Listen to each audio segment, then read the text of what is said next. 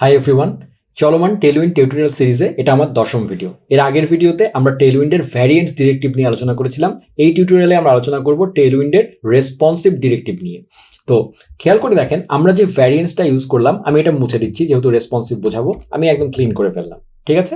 So clean করে ফেললে আমার এই পাশে কোনো কারণে আমার বিল্ড স্ক্রিপ্টটা অফ আছে, সরি। সো আমি npm রান বিল্ড দিয়ে নিলাম এই। সো এখন আমার এটা ক্লিন আউটপুট দিচ্ছে। ওকে, সো আমি যদি এখন আপনাদেরকে ডকুমেন্টেশনে নিয়ে যাই, সেখানে আমরা ভ্যারিয়েন্সটা দেখেছিলাম, এবার আমরা রেসপন্সিভটা দেখব।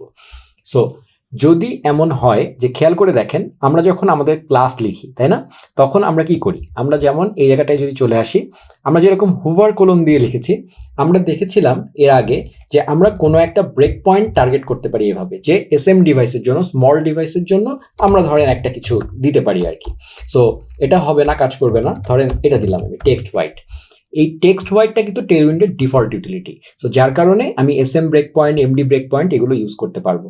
কিন্তু আমরা যদি আমাদের নিজস্ব কোনো ক্লাস লিখি, যেমন ধরেন রোটেট 0, যেরকম আগের এক্সাম্পলে দেখেছিলাম, সেরকম যদি নিজস্ব কোনো ইউটিলিটি ক্লাস আমরা লিখি, সেটার জন্য কিন্তু এই রেসপন্সিভ ব্রেক পয়েন্টের এই কোলন দিয়ে এই জিনিসটা কিন্তু কাজ করবে না, ঠিক আছে? সো সেটাকে যদি আমার কাজ করাতে হয়, তাহলে ঠিক ভ্যারিয়েন্টসের মতোই আমাদেরকে ইউজ করতে হবে টেলউইন্ডের রেসপন্সিভ ডিরেক্টিভ। কিরকম? এই যে জাস্ট ওই ভ্যারিয়েন্টের মতোই, সেম রেসপন্সিভ, ঠিক আছে? আপনারা যদি ডকুমেন্টেশনে চলে যান, এই যে দেখেন, যেমন বিজি গ্রেডিয়েন্ট ব্র্যান্ড নামে সে একটা ক্লাস নিয়েছে। তো সেই ক্লাসটা যদি সে রেসপন্সিভের জন্য অ্যাপ্লাই করতে চায়, তাহলে রেসপন্সিভ দিয়ে দিতে হবে। সো আমি এটা পুরোটাই কপি করলাম, তাড়াতাড়ি করে ফেলি এই, এবং আমি যদি এখানে এটা পেস্ট করি, সেভ দেই, তাহলে খেয়াল করে দেখেন, এই যে বিজি গ্রেডিয়েন্ট ব্র্যান্ড, সেটা তো সে একটা তৈরি করেছেই। তাতে আমি আসলে টেলউইন্ডে বিজি গ্রেডিয়েন্ট ব্র্যান্ড নামে একটা ক্লাস আমি পেয়ে যাব। প্লাস প্রত্যেকটা ব্রেক পয়েন্টের জন্য সে কিন্তু দেখেন মিডিয়া কোয়ারি লিখে ফেলেছে, ঠিক আছে? টেলউইন্ডের যে 5টা ব্রেক পয়েন্ট ডিফল্ট থাকে, সেগুলোর জন্য করে ফেলেছে এসএম, এমডি, সবকিছুর জন্য। এবং এখানেও সেই স্কেপ রুল কিন্তু অ্যাপ্লিকেবল, কারণ আপনি এখানে কি চাবেন? SM colon busy gradient brand এরকম চাবেন ক্লাস নেম। এখন আপনার ক্লাস নেম তো এই পুরাটা, তাই না? তো সেই জিনিসটাই কিন্তু সে তৈরি করে ফেলেছে। সো এই জিনিসটা অ্যাজ সিম্পল অ্যাজ দ্যাট, বোঝার কিচ্ছু নাই, একদম ভ্যারিয়েন্টসের মতো, ঠিক আছে? আচ্ছা, এছাড়া আমি আপনাদেরকে আরেকটা দেখাতে চাই, সেটা হচ্ছে স্ক্রিন ডিরেক্টিভ, ঠিক আছে? এটাও খুবই সিম্পল। অনেক সময় আমাদেরকে সরাসরি মিডিয়া কোয়ারি লিখতে হয়, তাই না? তখন আমরা কিভাবে লিখি? এইভাবে লিখি সিএসএস, তাই না? @media minimum with 640 pixel. So এই যে সব জায়গাতে আপনাকে মিনিমাম উইথ 640 পিক্সেল লিখতে হবে, তার মানে কি? আপনি এই মিডিয়া কোয়ারি যদি সরাসরি লেখেন, তাহলে যখন আপনি চেঞ্জ করবেন, আপনি যদি চান মিনিমাম উইথ 640 না, আপনি যদি চান আপনার পুরো অ্যাপ্লিকেশনে আপনি যত জায়গায় মিনিমাম উইথ 640 পিক্সেল আছে, সব জায়গাতে আপনি আসলে 640কে বলতে চাচ্ছেন স্মল। সো আপনার জন্য ধরেন স্মল আপনি ঠিক করেছেন, না আমার হচ্ছে 540, তাহলে আপনাকে কি করতে হবে? প্রতিটা মিডিয়া কোয়ারিতে যেয়ে 640কে 540 বানাতে হবে। সেটা না করে আপনি যদি আপনার ব্রেক পয়েন্ট ঠিক করে রাখেন যে এসএম মানে হচ্ছে 540, সেটা আপনি টেলউইন্ডের কনফিগ ফাইলে লিখবেন, সেটা আমরা পরে দেখবো এক সময়।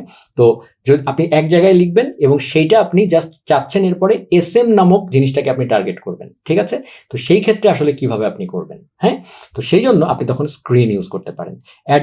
@screen দিয়ে আপনি যদি এসএম, এই যে পুরা মিডিয়া এইটার জায়গায় আপনি তখন লিখবেন @screen sm। সো আপনি জাস্ট কনফিগ ফাইলে এক জায়গায় আপনি এসএম এর ভ্যালুটা চেঞ্জ করে 640-এর জায়গায় 540 করে দিলে সমস্ত এসএম গুলোকে সে 540 দিয়ে ধরে নেবে আর কি। সো সেই ক্ষেত্রে আপনি স্ক্রিন ইউজ করতে পারেন, ঠিক আছে? সো এই পারপাসে মেইনলি স্ক্রিন ডিরেক্টিভটা ইউজ হয়, এর বেশি আসলে কিছুই না।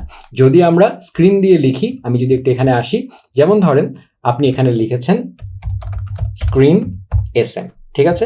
দিয়ে যদি আমি এটা সেভ করি, দেখেন সে শুধুমাত্র এই জিনিসটা এসএম, সে শুধুমাত্র 640 পিক্সেলের জন্য এটা কিন্তু অ্যাপ্লিকেবল হয়েছে। খেয়াল করে দেখেন, এবার কিন্তু অটোমেটিক বিজি গ্রেডিয়েন্ট ব্র্যান্ড নামে কোনো ইউটিলিটি ক্লাস বাইরে তৈরি করেনি সে।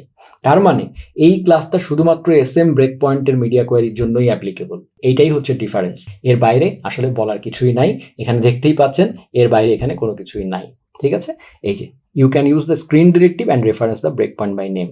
সো এই রেসপন্সিভ এবং স্ক্রিন ডিরেক্টিভটা আশা করি আপনারা বুঝতে পেরেছেন। এই টিউটোরিয়ালে আর বেশি কিছু বলার নাই, আমরা এবার পরের টিউটোরিয়ালে চলে যাব।